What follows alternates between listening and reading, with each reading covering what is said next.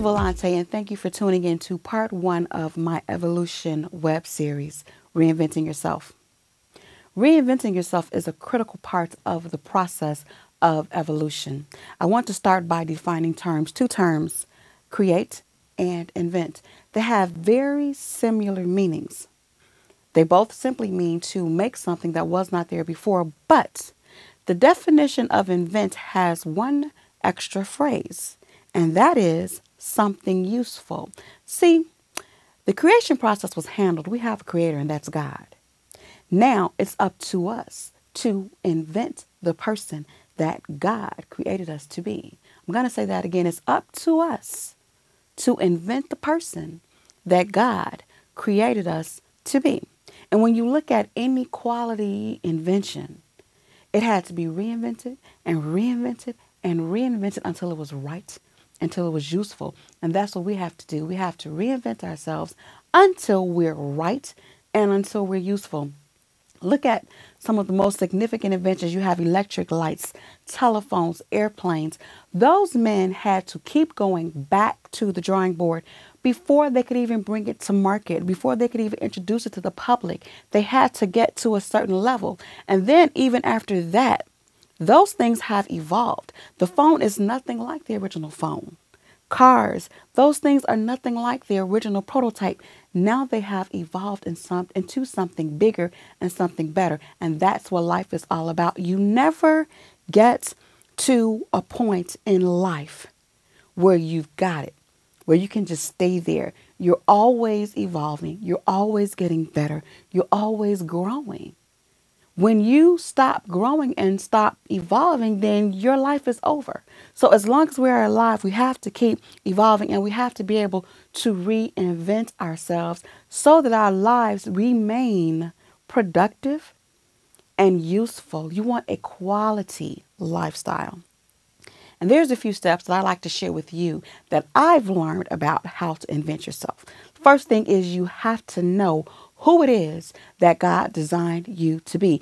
And that can be somewhat difficult because by nature, people interact with us based on their needs from us, not so much who we are and what our needs are. Example, I could be the world's greatest singer, which I'm not, but I could be. But I babysit your children. So to you, I'm the babysitter. You don't even know what my gift is. And sometimes we get caught up in playing roles. Your role is not necessarily what your gift is and what you're supposed to be doing. And we end up filling these roles for other people, meeting the needs of other people, meeting the expectations of other people. Education is critical, but education is not designed to teach you who you're supposed to be. It's supposed to help you develop who you're supposed to be. That's why it's so important for you to look inside. Look for things that make you feel good. Look for things that you do naturally. Look for things that you do exceptionally well. Things that other people don't do as well as you. That is the person that you're supposed to be. And that's how you identify the person that God created you to be. The next thing that you have to do is you have to know what are constants and what are variables in your life. There are some things about you that they are part of your very core. They're part of your soul. They do not change about you. For instance, for me, I am a media personality all day long. I always have been, ever since I was 6 years old. That is a constant. I am always going to be communicating. I am always going to have a message. I am always going to have something that somebody somewhere needs to hear. Variables. The way that I deliver that message. It can be through graphic design. It can be through writing. It can be through broadcasting. It can be through radio, television. Anyway, but those are constants. Those are different ways. And then there's other things that I do. I sing, but that's not my gift. I sing. Sometimes I'll sing. Sometimes I won't sing, but I will always be working in media in some way, shape, or form. I will never get away from that. I have been speaking to in public since I was 6 years old. And I'm still doing it. It's just now I'm doing it in front of crowds, but I'm also doing it over airwaves on the radio, and I'm doing it in front of the camera, but I'm still doing it. I have evolved.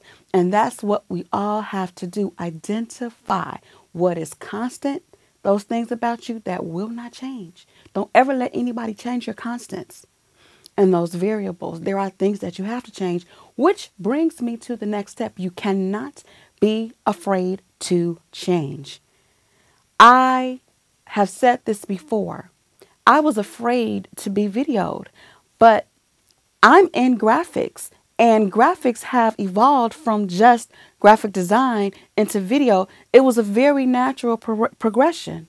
Now, I could have been afraid to do this, even, and not only what's worse than being in front of the camera is being behind that camera and learning how to edit. The very first time I opened video software, I'll never forget it. I opened Premiere, Adobe Premiere, and I closed it. I said, oh, this is too hard. I won't do this. I'm going back to Photoshop where it's comfortable. But now I work more in Adobe Premiere than I do in Photoshop. I had to learn it because I was stifling my own growth by not learning it. And that's what happens to you when you're afraid to change. Whatever your gift is, whatever your industry is, it is going to change. You are always going to have to learn. You are always going to have to evolve.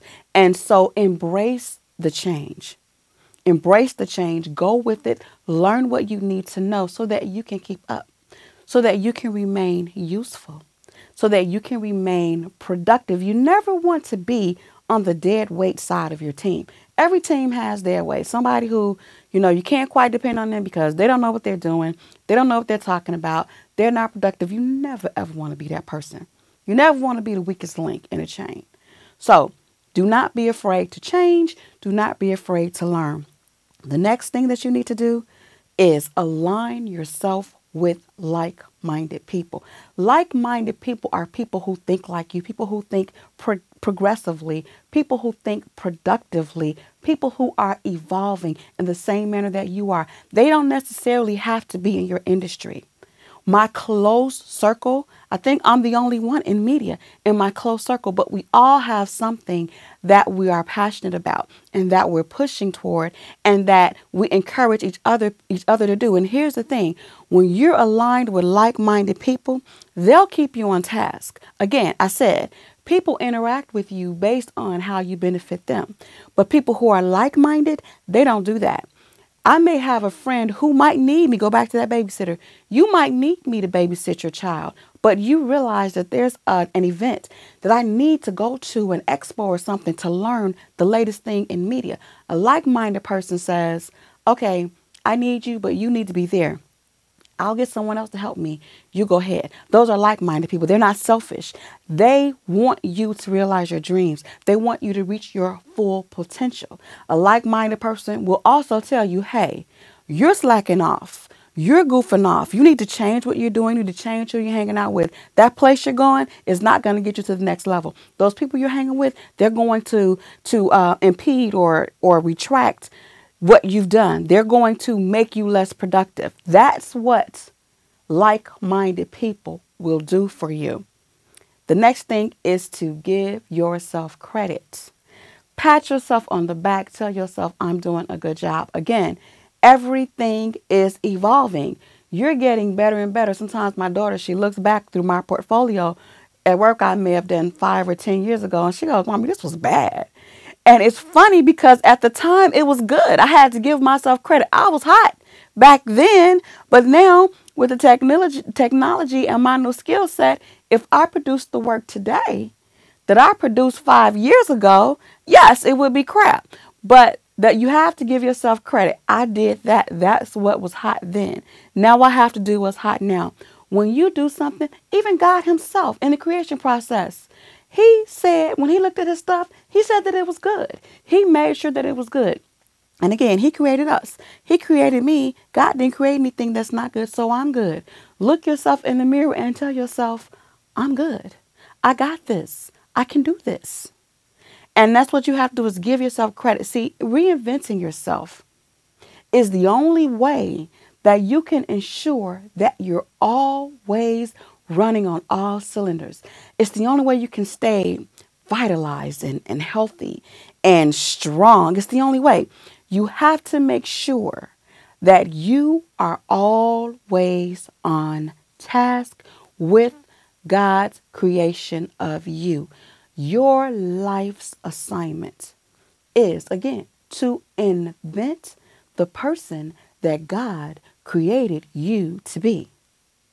And in order to make sure that that invention is right and useful, you're going to have to reinvent and reinvent and reinvent yourself. And that is how you will be able to evolve into a person who is leaving nothing to chance but living life by design.